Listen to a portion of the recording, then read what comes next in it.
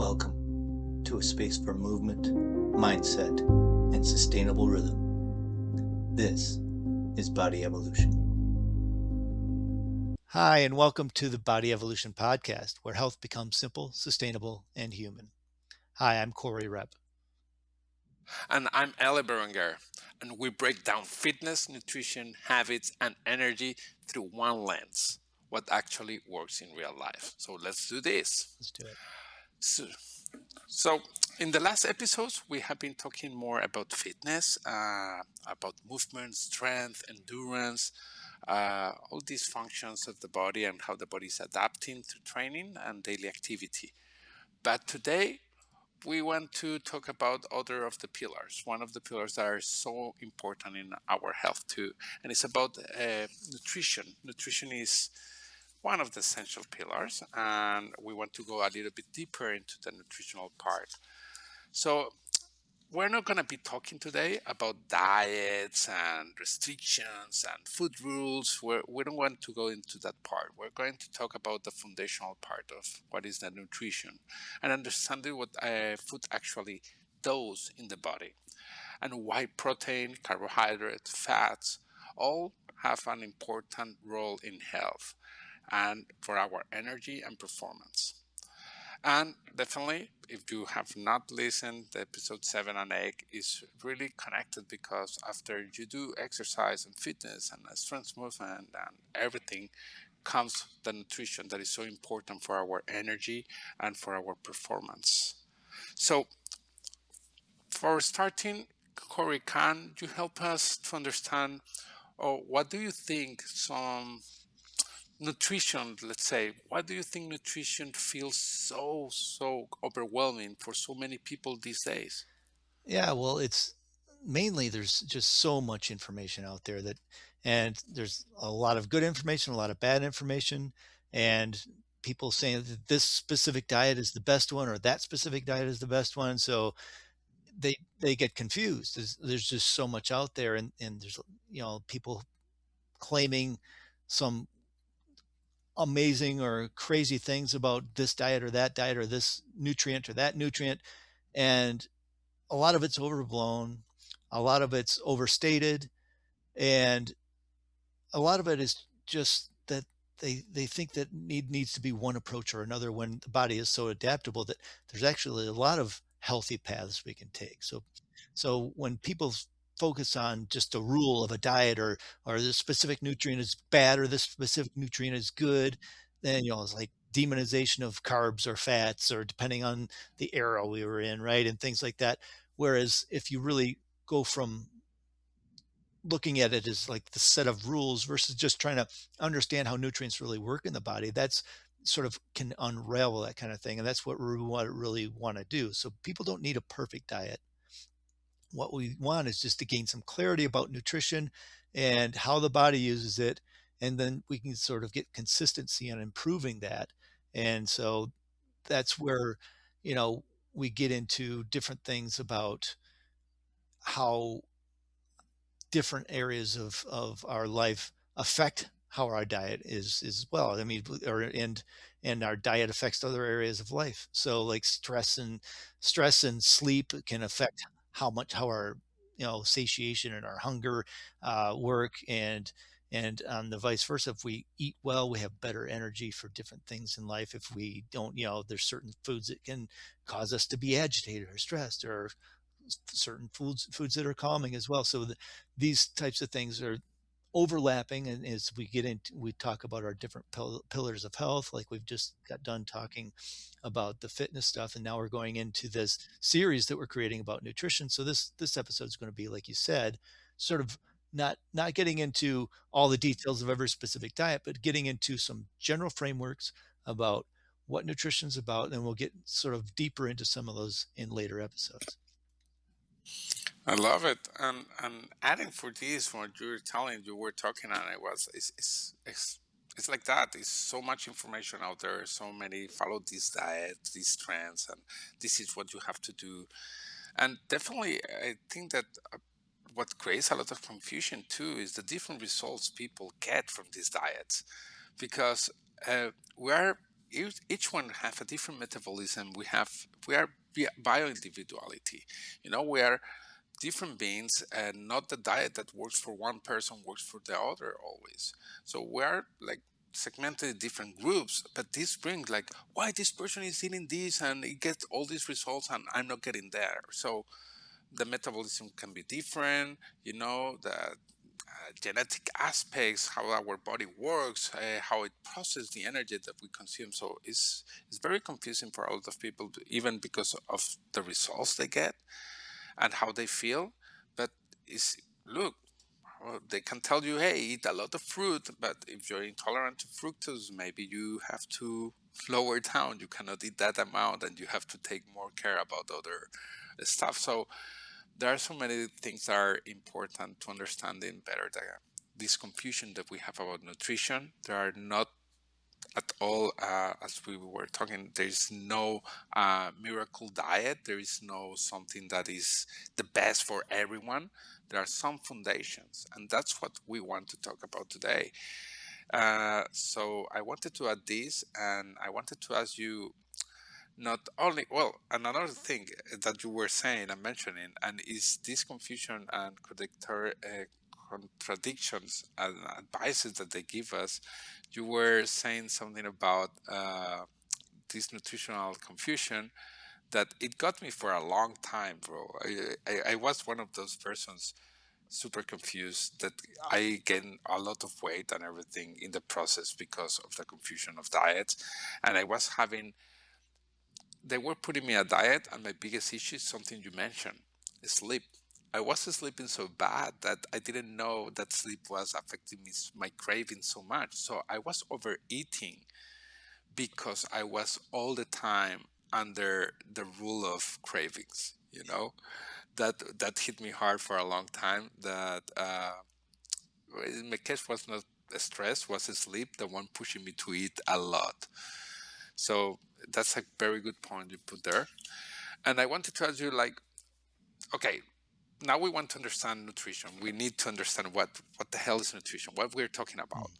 So there are different families, and today we want to go more into one aspect. But yes, we have macronutrients, we have other kind of things that we need from nutrition.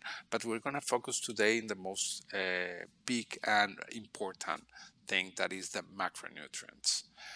So can you explain us what are the macronutrients Right. and why do they matter? Yes. So yeah, like you said, we're starting very general and as big as we can just to get a good feel for what nutrition does for our bodies. And macronutrients are the place to start because macronutrients, macro meaning the larger nutrients, these are the foods that bring us calories, the things that kind of fill up our diet, fill up our plate. Those are, and most people have heard of that macronutrients are proteins, carbohydrates, and fats. All right.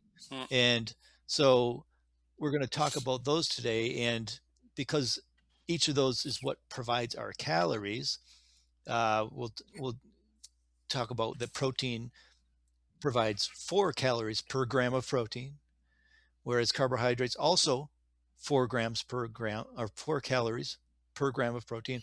And fats, which get demonized for this, provide 9 calories per gram of fat.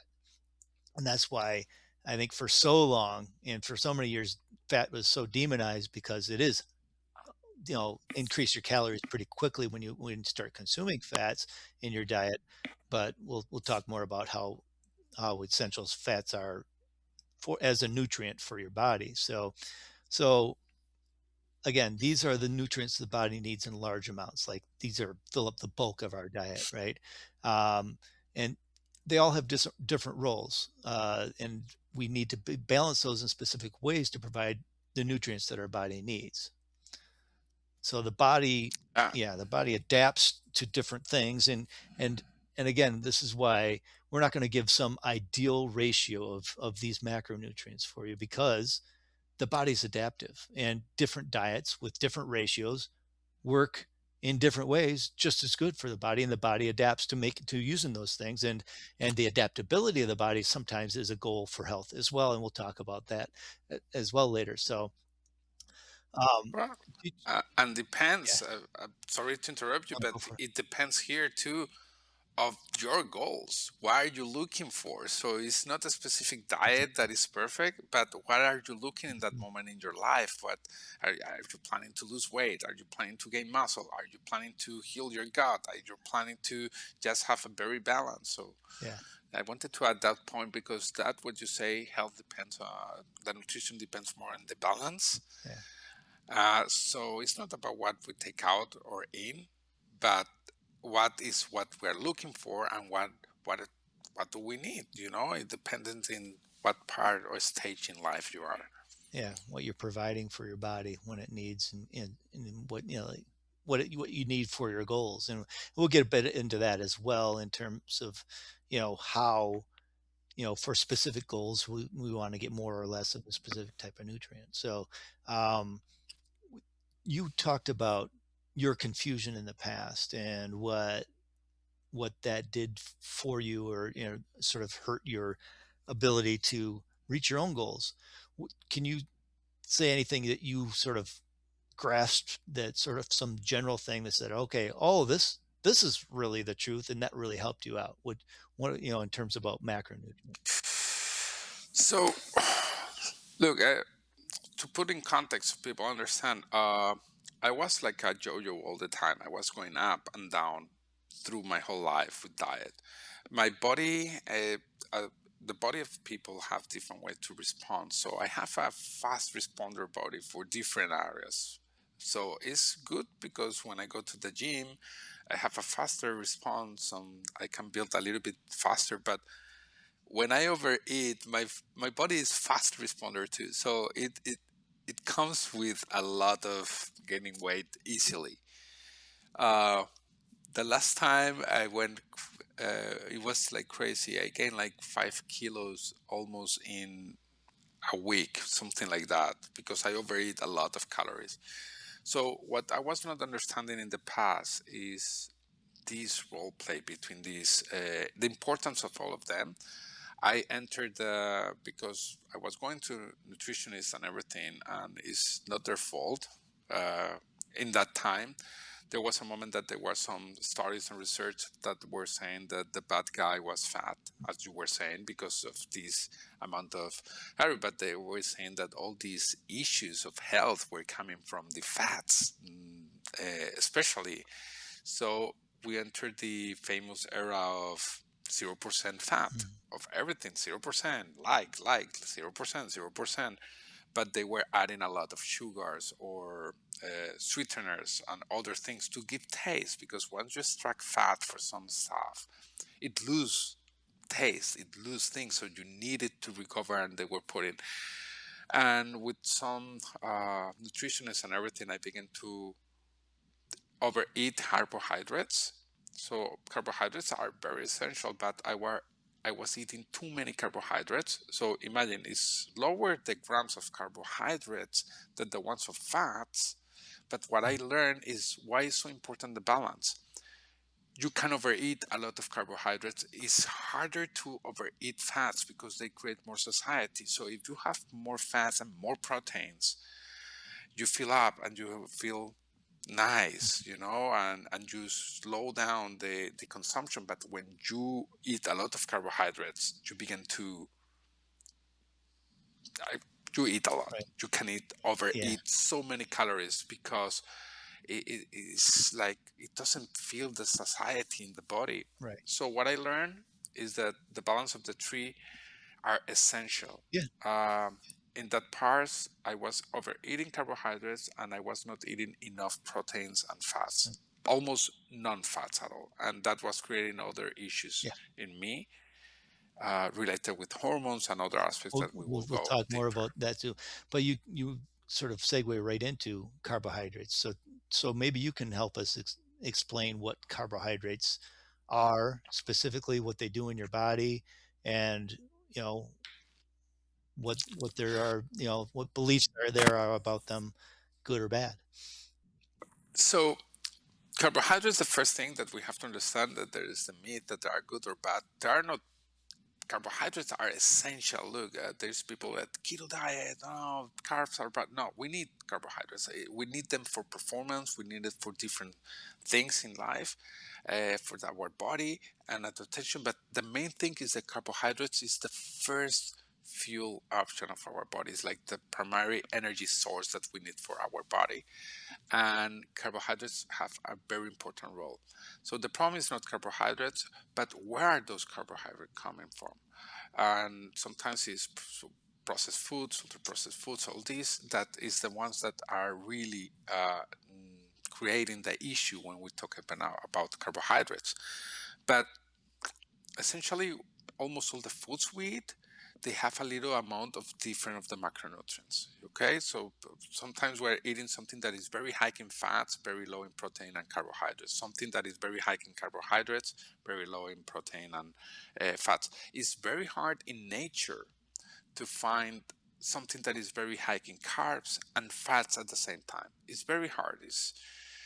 But that's what we produce, because these are the two sources of energy, and we love carbs because of that. So we tend to go to ultra processed foods that are very high in energy, and our body love it because it's like a huge energy. So if you eat the pizza, if you eat it's like you have all the cheese with the fats and everything, but the base is always carbohydrates.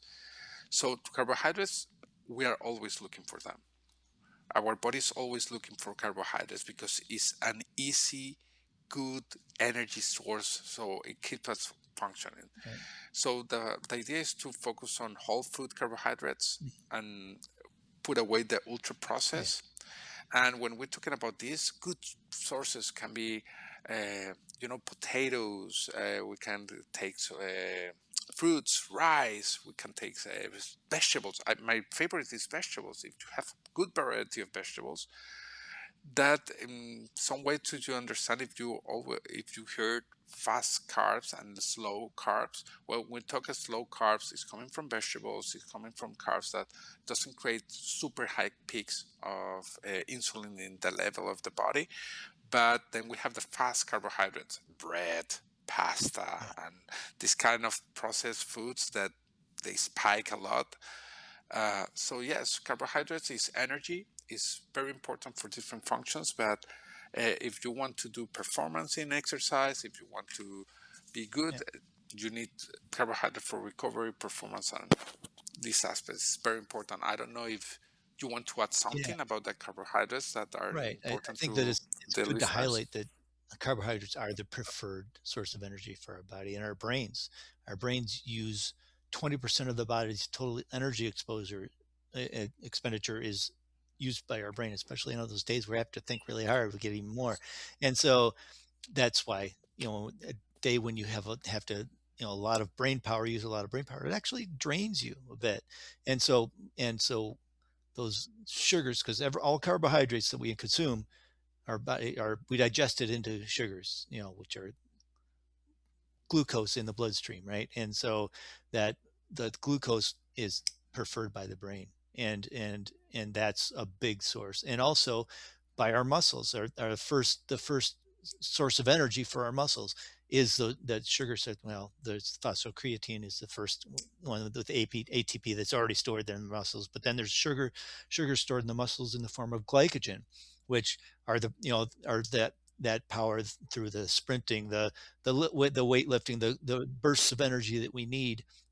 And and so our Exactly. bodies really like that source of energy. It's not the only source of energy, and that's why a keto diet can work for people, and they can gain energy from other sources.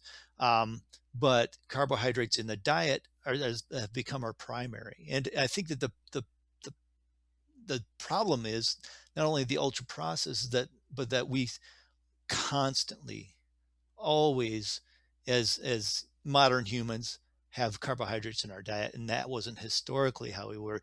And we'll talk a little bit about metabolic flexibility later, which is we'll get into the details of what that means.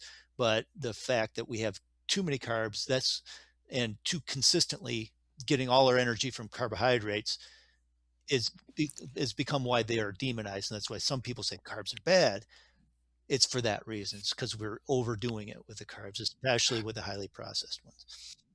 Yes, and especially I wanted to add that when we're talking about carbs, carbs, we have the most dangerous carb in the world is processed sugar. Mm. Okay, it's like the one that we overdo a lot, and that's one of the ones I was overdoing because I was like, look, imagine this breakfast. For a lot of people, this is a breakfast that is super healthy. It's like, oh, nice. I want to have that breakfast. A good toast. Okay. Imagine this nice bread toasted with a good batter on top of it and jam. You put something, I don't know, you want blueberries, whatever. Really nice. Really nice. And companion, you have orange juice. Okay, and you say this is my breakfast, and you take that breakfast like, if you see it's a lot of carbs, it's the bread, it's the jam, it's the juice, because it's not a smoothie even. The problem of juices are high in carbohydrates, and you're missing all the important things. This is so important in carbohydrates. Why we need carbohydrates? Because the majority of the fibers that we're gonna consume comes from carbohydrates, from vegetables and fruits. But when we do juice, we lose all that fiber. That fibers, we throw it away, and we take only the juice, only the fructose, only the sugary part, the tasty part of the fruit. So it's so important to understand that part of what is important of the consumption of carbohydrates, especially when it comes from vegetables and from uh, fruits, is to take the whole with the fiber. So carbohydrates are very linked with fiber, so Mm. it's very important for our gut health. Yeah, for sure. So, and as we were talking, you were explaining that we have different sources of energy and that keto diet can help for some people. And one of those, in my metabolism, it worked a lot well, but because I teach my body that flexibility that you were talking about our metabolism.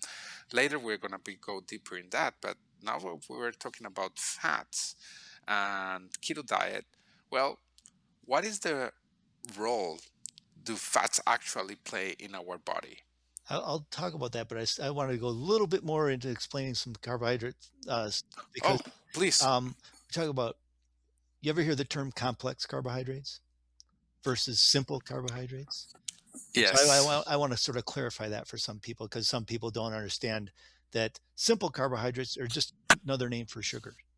And and so and high fructose corn syrup versus cane sugar versus beet sugar versus they're very, very, very similar for how your body responds. There's slight differences in those molecules and everything else. So there's, but it's overdone. That's one of these things that is overdone on the media in terms of like this type of sugar versus that type of sugar. Sugar is your body's going to turn right into blood sugar really quickly. Those simple carbohydrates, they break down quickly in digestion and they get into your bloodstream quickly.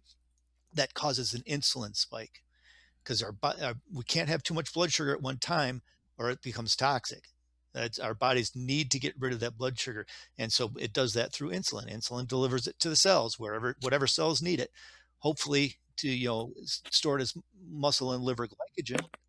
But when those stores get filled up, we store it in our fat cells. So that's where and when we get too much resistance too often, too much insulin too often, our cells become resistant to it. That's what they call insulin resistance. That's pre-diabetes. And when the insulin can't keep up with the sugar anymore, that's when you are a diabetic. So that's where carbohydrates really play into the whole metabolism game Yes. and the talk about insulin resistance, diabetes. That's where these simple sugars and the high insulin and high glycemic index, you hear that term too. That means how quickly what you eat turns into sugar in your bloodstream. That's the glycemic Ver- index. And yeah. it can be affected by so many things, including how much fiber, how much fat, how much protein you're eating along with the carbohydrates that you're getting. That slows down the digestive process so it doesn't quickly get into sugar in your bloodstream. So there's a lot of factors. So no specific food has one glycemic index.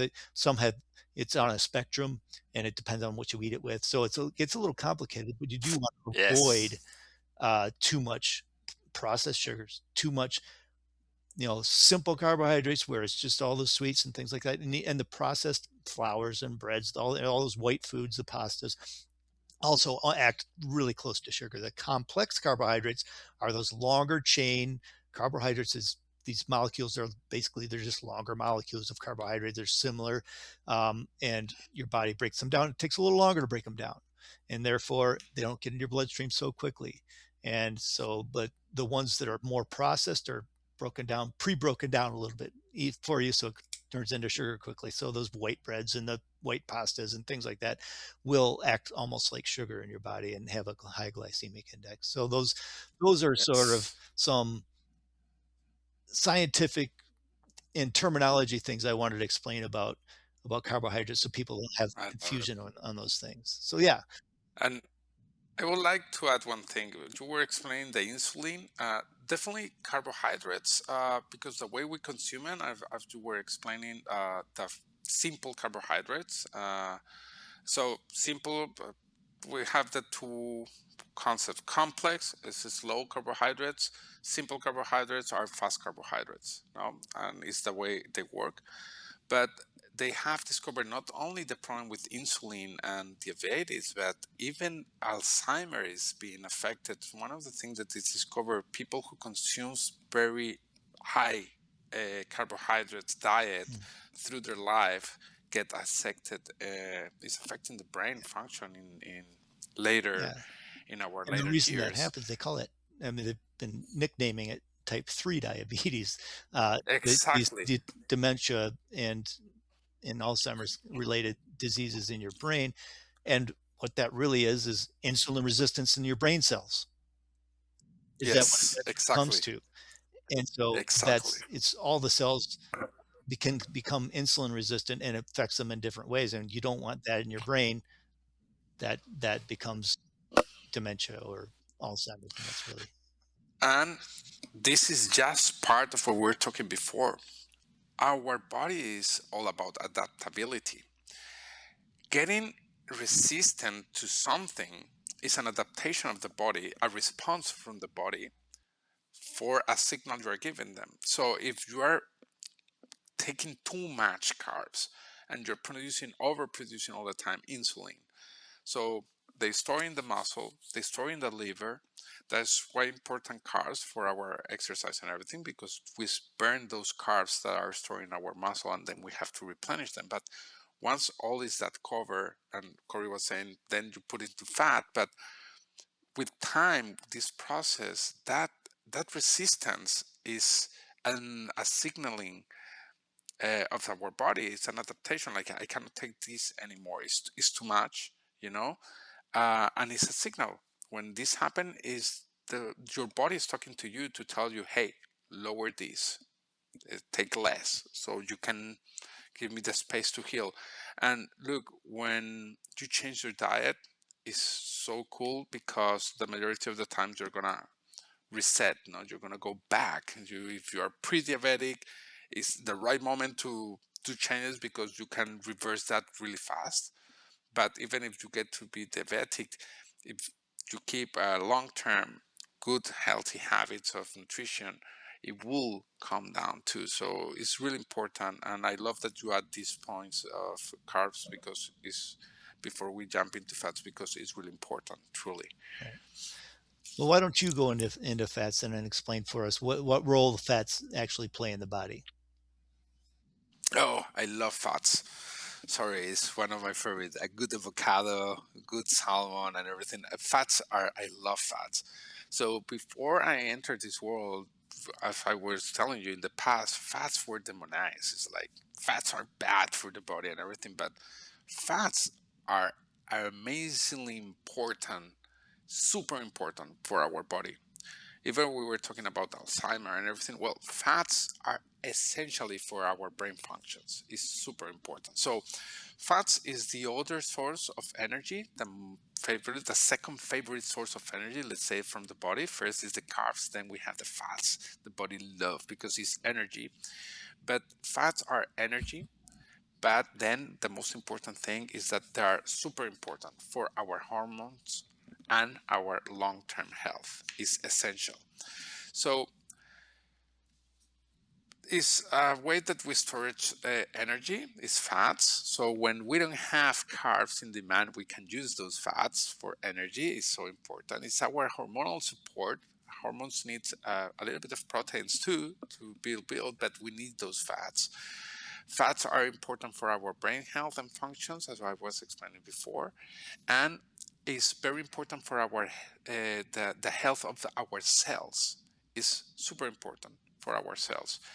But not only that, but fats are important for the absorption of uh, minerals, of vitamins. We have some vitamins that are fat soluble. So if we don't have a good intake of fats, we're going to have even issues to absorb these minerals. So fats are essential. We need them. And when people is cutting out like high carbohydrate and high protein and very low fat, it's not good. We need a good balance, and we need, for example, this good ratio between omega-3 and omega-6. You know, there are some fats with different functions, and all the people knows about omega-3 and omega-6. They have heard about this, but we have other omegas, so we have other kind of fats, and they have different functions. But essentially, if you have a very low fat intake, you can have a lowered your performance, brain performance, and at the same time you can have issues with hormones. And hormones, if you have issues with hormones, there are a lot of things that can go wrong in your body.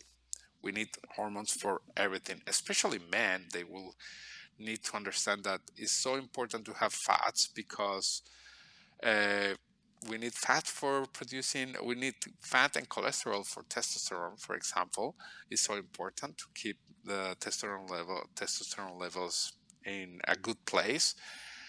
And fats are really good to not overeat because they have this, it triggers a lot of satiety in the body. It gives you a lot of calories. So the body knows like, oh, okay, this is enough, this is good. So it have too many things that they have demonized. One of the things that I love about fats, I did the keto diet, and it's nice. It works very well in me, but I don't like to go so extreme with the carbs because I like the carbs. So, uh, but I usually take complex carbs, as you were Why don't you explaining, clarify for the people vegetables. what a keto diet really means? Oh, sorry. Keto diet is a term that they discovered this diet through research when they were trying to help people with how is called when you have this attack that you're trembling. Oh, anxiety attack? Not anxiety attack. It happens when people when they Epilepsy. see a lot of Uh, lights. Epilepsy. Epilepsy.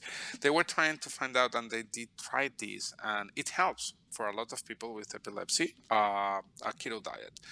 So it's called keto because there is a process in the body that is triggered when it have been or fasting for a long time, or there are not too many fats around. So the body carbs. will use, carbs around. For the body is going to use the fats to produce other kind of energy that is called ketones that are produced through the liver too, and is taking the fats to produce the ketones. The ketones is like another source of energy. So to understand this, we always need around 4 grams, if I'm not wrong, of glucose in our bloodstream going all the time.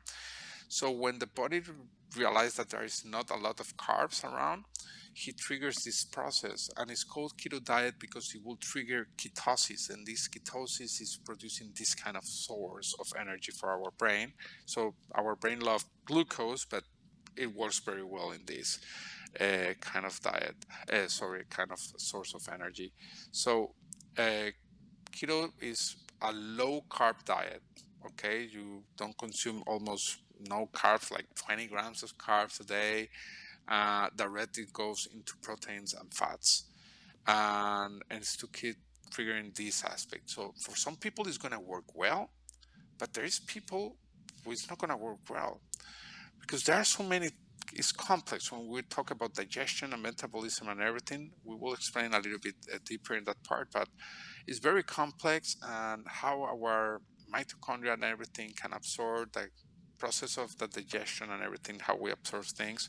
For some people, very high fat is not going to work. It's not going to work at all. For some people, they will feel amazing. You can have the ketones in another way. If you want to boost ketones, you can do it through fasting, and not, you don't need a keto diet exactly.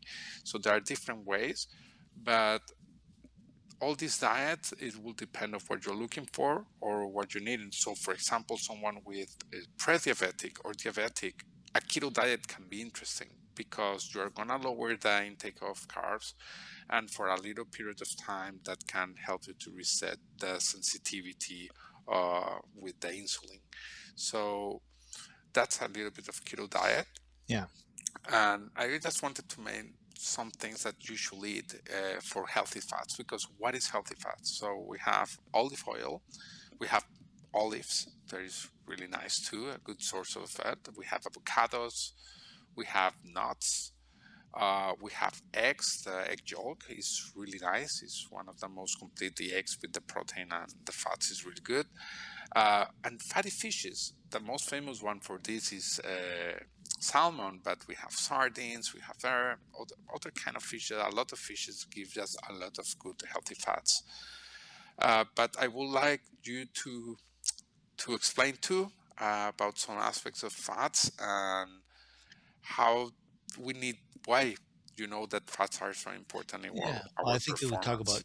people are afraid of fats. They think fat, eating fat's going to make me fat, right? And so we talked a little bit about that's because there's 9 calories per gram of fat. So when you do start consuming fat in fatty foods, the calories add up quickly. But like you said, it's not going to make you fat unless you overeat them, and you're not likely to overeat them because there is that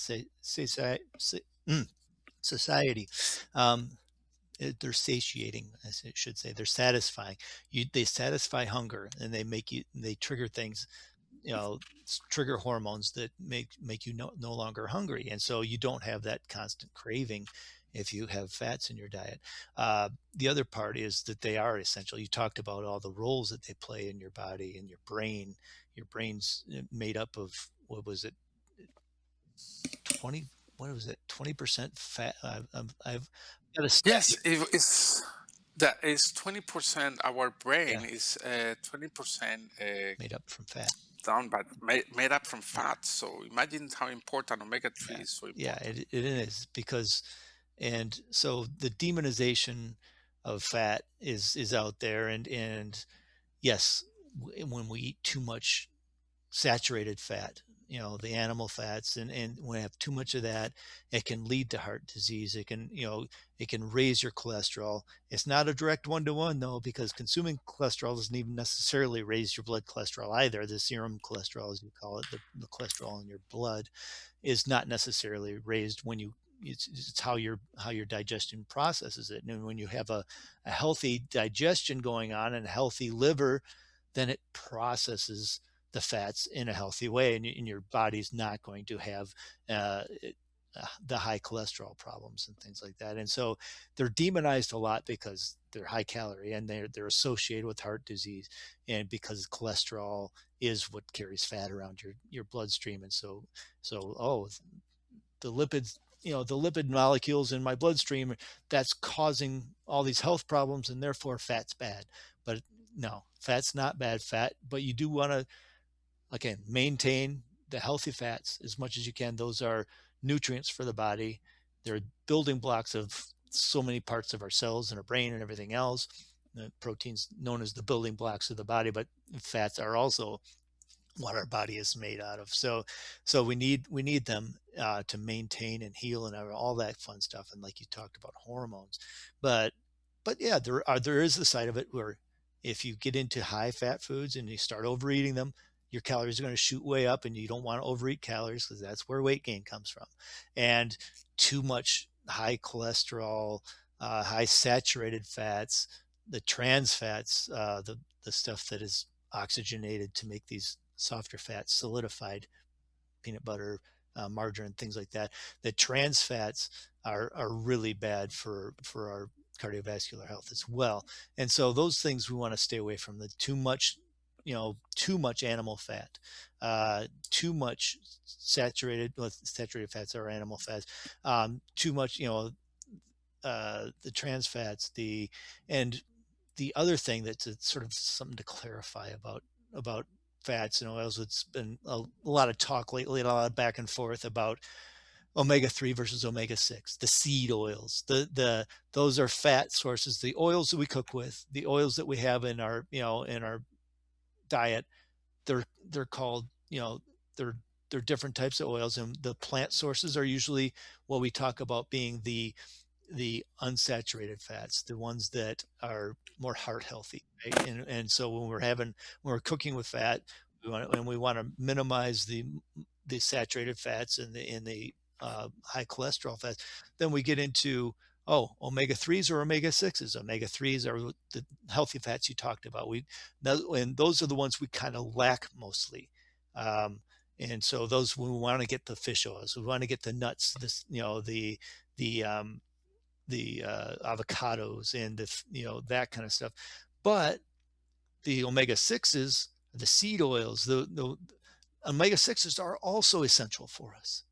They're healthy for us, and everybody says that the seed oils might cause inflammation systemically, and that's possible. There are mechanisms that they say explain that do that, but on the whole, when people have seed oils in their diet, they don't have higher heart disease rates. The disease rates and the mortality rates are not higher. They're lower than if people are using saturated fats more so. And so they get demonized. The seed oils get really demonized. There's like kind of the maha kind of movement toward that. Yes, there's some indication that if you overdo seed oils, overdo omega 6s, don't get enough omega 3s, then that becomes an imbalance in your body, and it can be inflammatory. But I think that has been overstated lately, so it's something I wanted to clarify too when we talk about fats. I love that what you say, but there is a part that contradicts me because I omega 6 is important, but uh, when you see seed oils, why I want to clarify for the majority of the people, the oils are bad. That the natural omega 6 from the seeds and all that is good, but the oils in general is bad because the way it's produced is a lot of chemical process in the production of these oil, like sunflower seed oil and all this, and these are very unstable oils that when we cook them, they get oxidized very fast and they could become very toxic very fast. Well, okay, So I'm going to push back on this because the data doesn't really show that, and the oxidation, actually, these oils get oxidated at much higher temperatures than like an olive oil, which actually smokes and oxidizes more quickly. The seed oils are high temperature oils to cook with generally, and some of them, yes, are more highly processed and chemically processed to get that's, and so there are healthier, some are healthier than others for sure. So that's something you want to look for. Honestly, I think that canola oil is one of the better of the vegetable oils in terms of shelf stable cooking for type example, oils. Yes, for example. Yeah. yeah, no, what I wanted to say, because there are too many seed oils, but some of them are overused. And the way when I was talking about oxidation is sadly this happen in a lot of restaurants where they are using the same oil for the whole day, burning and burning and burning stuff, and Yeah. they are awful, awful. Yeah. Like That's where deep fried foods come in, because that's the yes, overuse and overheating of oils becomes oxidating, and that becomes and very toxic. much less, more toxic for your body. So that's good. It's good stuff to get into, and there's a lot of sort of detail and fighting science Yes. over that kind of thing. So we don't want to get too controversial. We're still trying to And, stay general here, but yeah, yeah, I think that we can do even an episode in the future about specific about yeah, oils, yeah. and we can go deeper in the different kind of oils, what are the best ones to cook, the best ones to be ingesting more daily, Mm, the which ones that we can go deeper into that. yeah. Before we jump and we go farther, I wanted to add something about the importance in carbohydrates and in fats. And this is especially important for women, very important, but for men too, but especially for women to understand something about the hormones. So uh, we need fats and carbohydrates as a process of the hormones, and we're going to jump for one that is the most important one, that is proteins. But for example, in the cycle, when we're starting the cycle in women's and we're going up in the first part, follicular phase, estrogen is going up. Estrogen is a kind of hormone that really needs fat. It really needs fat. It loves fat. It's like, give me good fat so I can produce good estrogen in the body. And then when it's going after the ovulation phase, and we go into the uh, Luteal. luteal phase, and we're starting the luteal phase, we're changing, and the estrogen is dropping down, and now we need progesterone to go up. And progesterone is a hormone who likes carbs. So this is so important to understand. So we understand that our hormones need different levels of different kind of fats, different carbohydrates, and different kind of proteins. And talking about this hormonal balance, that we need a little bit of all the macronutrients for a healthy balance of hormones, and it's so important. Hormones is something that is very underrated and in health, because it's not talked a lot, but hormonal imbalance produce a lot of sickness, no? Like a lot of diseases come from this hormonal imbalance. And one of the most important things that we need is protein. So I wanted to ask you, if you don't have anything to add about fats and carbs. I really wanted to go into protein because sometimes I feel it's very misunderstood. Protein is for, people is like, protein is bodybuilders, it's like, oh my god, this is for that. But no way it's like that. So can you tell us what is the importance of protein beyond muscle Yeah, building? yeah, for sure. And of course, protein supports muscle repair as it should, and it does, and everybody understands that portion of what protein it does for everybody. Also, other tissue repair though, and immune function. But the most interesting thing I think about protein is that protein is made up of a bunch of different molecules. There's different types of molecules that are all called proteins, and the their amino acids is what we call the different types of protein molecules that make up uh, the proteins that we consume. And some of them our body produces, some of them we consume in our diet. But the most interesting thing, This, sorry, this is what they call essential amino essential acids. amino acids are the ones we need to consume that our body cannot produce themselves. Those are 9 amino Okay. acids that our bodies don't produce through other means by the chemistry that our body does. it it's something that we need to ingest so that we have those sources of. And I'm not going to list them off here. We don't need, nobody would remember them anyway. I don't have them all in my head. I'd have to have them listed, but all the 9 essential amino acids.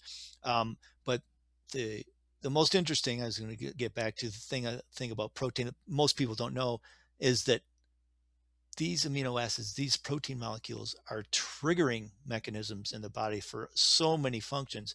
That's where the hormones and enzymes come in. Those are protein. Hormones and enzymes are proteins that signal cells to do different things, right? And so their communication in our body. These are the chemical communicators in our body, are our proteins. And so that is the coolest thing to me. And so that's why it is important to have uh, enough of different types of proteins so that our body functions in those ways. And so the hormones are are supported by fats, of course, but proteins are the main building block of our hormones and enzymes that tell our cells what to do and how to produce things and everything else. Um, so it's not just for athletes who want to get big muscles, but also So that's sort of like the mix of protein and getting enough of certain types of protein for our, and it's almost like when we talk about it at the hormone and enzyme level, it's almost like a micronutrients, right? So those are the different types of things we need to get enough, milligrams of this type of protein or that type of protein for these cellular functions. But the mass of the macronutrient of protein and having enough of it to build the muscle, to have the tissue repair, things like that, it's not just for athletes or bodybuilders. That is for everybody to maintain healthy muscle. And we've talked in previous episodes, and when we talk about resistance exercise and things like that, how important muscle is for our general health. And we talk about how important our maintaining the muscle is for, we talked about how carbs can be toxic when we have too much blood sugar, right? And so muscles suck up, yeah, that muscle glycogen that we want.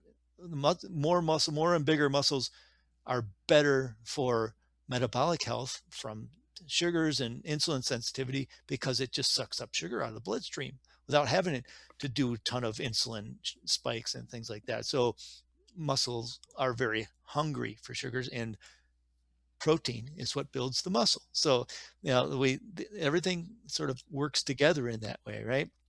And so we need the protein, and it's not something that if you eat too much protein, I'm just going to get too big of muscles. No, it's all targeted. It's all, your body is a certain, designed to be a certain size. You're not going to get too huge by just having more protein, or and doing the resistance exercise part of it along with it. But um, it is essential that we do consume enough protein so we don't lose muscle, because one of the statistics that, as after the age of 30, our body starts losing like muscle mass throughout the years if we're not consciously being active and consuming enough protein. But we can stem that. We can consume enough protein. We can be active. How much protein? That's a big debate as well. But it's the range for healthy and adequate for people who are exercising, or people who are aging and want to maintain their muscle and gain muscle, 1.6 to 2.2 grams per kilogram of body weight. So that's can be confusing for some people. So when I say 1.6 to 2.2, 2.2 grams per kilogram is 1 gram per pound of body weight for people who measure their weight in pounds. So 2.2 is at the kind of the high end of things. If I get a gram per pound of body weight, that's a lot of protein in my diet every day, right? And it's a challenge to get that much. 1.6 is at the end of research where they say that's really, we know that increasing your protein up to 1.6 is almost always beneficial for muscle gain. Beyond 1.6, it gets a little more variable. That the curve of improvement sort of starts to flatten out, and it can go more and more, a little bit more improvement, especially for bodybuilders and things that people really trying to gain more muscle, to get even more than a pound per, or a gram per pound of body weight.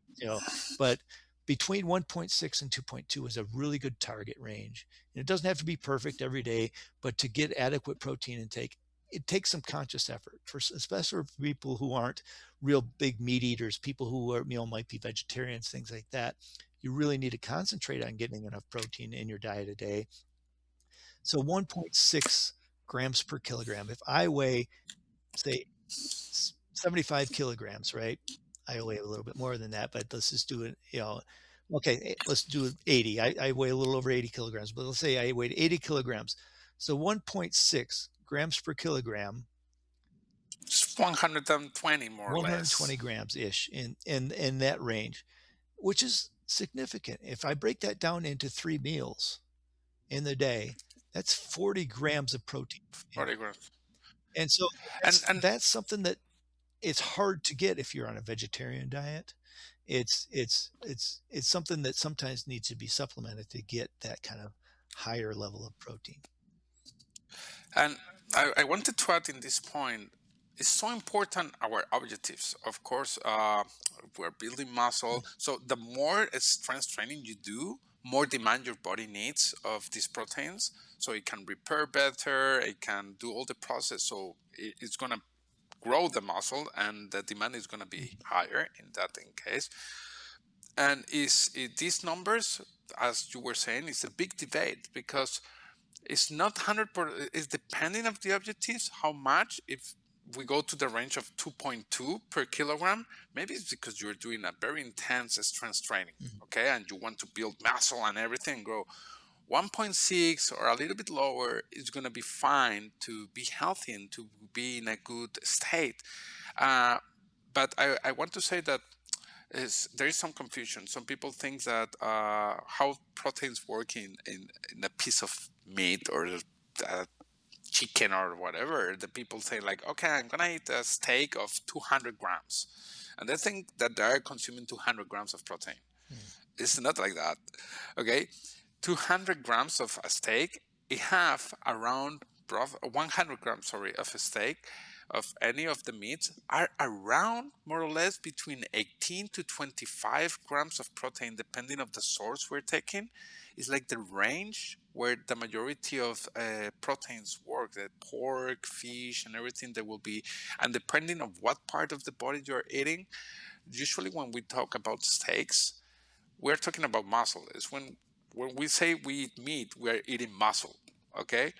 Well, then we have the organs. Organs usually have a lower point of grams of proteins per part of the organs. If you're eating tribes or you're eating liver and everything, the grams sometimes is a little bit lower than the main muscle, but usually comes with other benefits like a lot of other minerals and other nutrients and vitamins. That I wanted to clarify that because you were talking about the composition of how to get those numbers. And sometimes people forget that some proteins and some carbs, they have some amount of proteins.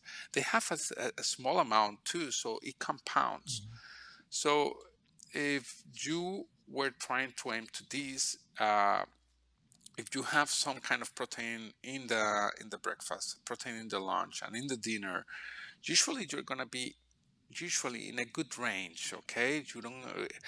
We don't need to get obsessed of the amount unless you're doing a specific training and reaching. But yes, we should aim to an amount of proteins. I will say that a good amount, at least to reach, is 1 gram per kilogram, at least. That will be for some people 80 grams if you're 80 of, but at least to get to that point, because, and you don't have to consume this every day unless you are training. If you're training, it's very important you do it. But you can alternate, and some days you eat more carbs, some days you eat more fat. The thing is that along the days you have a good harmony and you are intaking enough of these different macronutrients Mhm. because they are important, as we were saying. And this is a phrase that I feel like, oh, proteins is for bodybuilding, bodybuilders. I said, no, proteins are the building blocks. No, it's for bodybuilders. It's the building blocks of our body. Is the one who is like the bricks and the cement and everything that we need, like for our organs, our tissues, our enzymes, our hormones, our like we need for everything of tissue. You see the skin, the hair, the organs, the repairment, the muscles, we need proteins. So proteins is super important, and the sources are really interesting because, as you were saying, Corey, we have it's around 20 amino acids.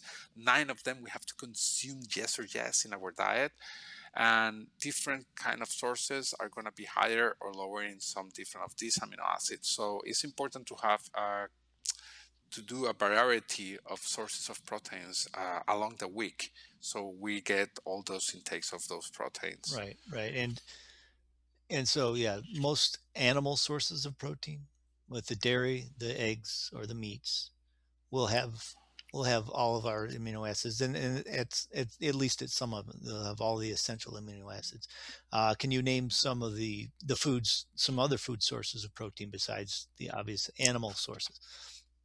So aside of the animal sources, we have for example, not my favorite, but because I'm intolerant to lactose, but we have the milk. That we have proteins that come from the milk is an animal source, but it's not the meat that I'm talking about. The cheese have other kind of proteins that we can add. We have nuts, or we have different kind of dry fruits that really give us some levels of proteins. In the vegetables, we have small levels of vegetables that the small levels of protein in some of the vegetables. But in taking vegetables, you're gonna get some of these, like peas and everything. You will see that they have been doing protein shakes, vegetarian protein shakes or vegan ones, and they're doing it from plant-based proteins. So, but the thing is that for acquiring the amounts of protein we need from plants and all the variety of amino acids we need, if you're vegan, you have to be very strategic and eat a ton of this. It's not only tofu. Please don't only eat tofu for protein. For oh no, I eat tofu. No, you need more amino acids. So uh, we need to a big variety. So you will get proteins from plant based. Okay, so all the plants, they have some levels of proteins that are important for the body. So that's the idea. If you eat a good amount of vegetables, if you eat salads and you eat a steak, and you are getting protein from all these sources. But yes, animal proteins are maybe the most complete ones. So you don't have to be super strategic on how to get all of them. If you're vegetarian, still cool. You are drinking milk, you are eating cheese, you are eating eggs, and then you have the nuts and everything good. When you're vegan, I will say you have to. It's very important. It's more strategic. Whole You have to foods. know, yes, what foods to take to complement all these amino acids. So there are different Mhm. sources of proteins, and the amounts are gonna come different. So as I was saying, sometimes if you want to get all your amino acids from plant-based, you have to eat a lot of different kind of plants, a lot Yeah. variety, so you can get all the amino acids and good quantities Yeah, and too. I'd say there's even less room for a vegan to eat processed foods because the processed foods, when the vegan foods are processed foods, there's usually the proteins are stripped. You need more and more whole foods. The beans, the nuts, the legumes, the all the the whole grains and things like that. And we need whole foods to get the proteins out of the plant foods. You can't have the processed versions of them, or the proteins are generally going to be stripped. Yeah. Yes. So, Corey, I wanted to tell you today going a Yeah. long episode today. Yeah. I think that we still have some themes to talk about. What about if we say here a little bit goodbye and we Sure. continue the next Sure. Yeah. part? Yeah. So, well, we've talked about the three major macronutrients so far. Um, and so for the second part of this episode, we'll just split it into two parts, part A, part B of episode 9, I believe it is, of our podcast.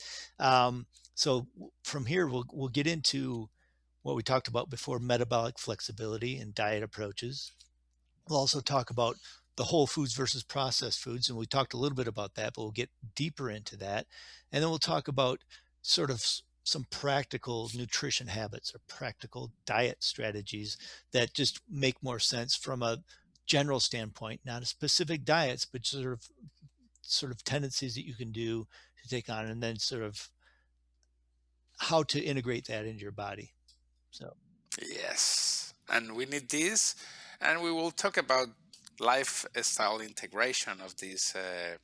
When you know how to manage your foods and everything and understand nutritional aspects, then you can work in a lifestyle integration and about identifying yourself with someone who really takes food as nutrients. right. So this is what we're going to cover in part B of this session about nutrition and macronutrients. And yeah, I think that this is going to be an amazing second part. I hope that you have enjoyed this first part of the episode where we have been explaining carbohydrates, fats, and proteins and how they work and why they are important in the body. And please keep on Yeah. watching. Subscribe if you can. Comment below if you have any questions or anything that we can address further, we'll reply to comments, and we'll maybe create a new episode going into answering other questions. So let us know. And if you're interested, we've got links to all our other information, our other social media, and our coaching as well. So Yes. And see you in part see B. you in part B.